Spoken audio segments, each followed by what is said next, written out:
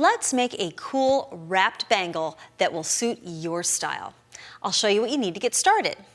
We are using these kits. They actually make 6 bracelets, but we'll have the full instructions on the website so that you can use it with the materials you might have at home.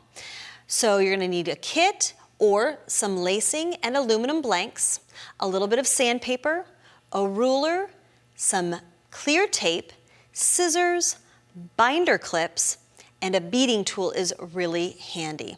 We also want to use a soda can so that we can form our bracelet.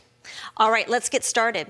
We're going to start off by measuring some of our plastic lacing, and we're going to need 5 strips that are 9 inches long. So the nice thing is about this lace is that it's really easy to cut with scissors, even though it looks metallic. And you're going to cut 5 of these all together. And we're going to take them all and line them up like this and hold them with a binder clip. There should be 5 strands all together. This will just kind of keep them tidy and wrangled for us while we do the next step.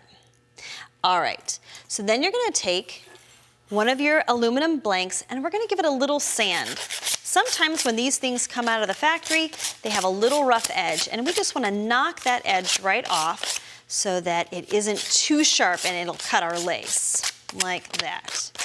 Awesome. So then the next step we're going to do is take our strands and lay them over our blank like this. And we're going to overlap them to the end like this.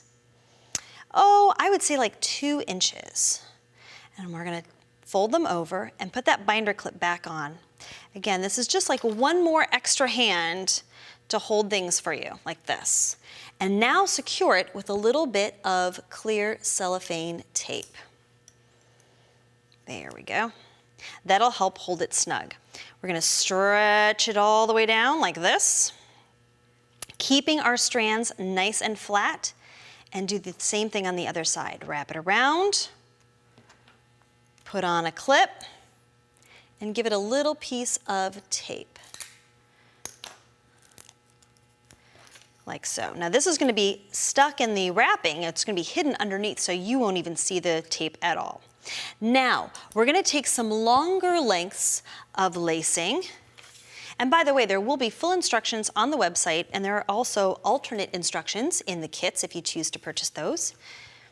And now we're going to take our 2 lengths and slide it underneath those 5. Now, if you have a little beading tool, it may actually be handy to slide this underneath just to kind of hold them all up and out of the way for you. Let me see if I can do this here. I need one more hand. Okay, so now we're going to slide this down as tight as we can, put that clip back on, and now we're going to wrap it. We're just going to tightly roll those 2 strands in your thumb and forefinger and twist around. Now what I'm trying to do is make sure that they're all tight right up next to each other without overlapping. And you can see that even without doing anything, it's making this really cool pattern.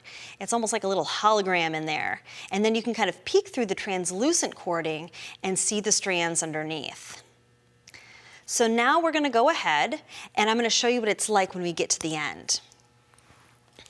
So this one is almost done, and I'm just going to keep wrapping it around until we start covering up those original 5 strands. Remember how we taped those down and we kind of hid them out of sight?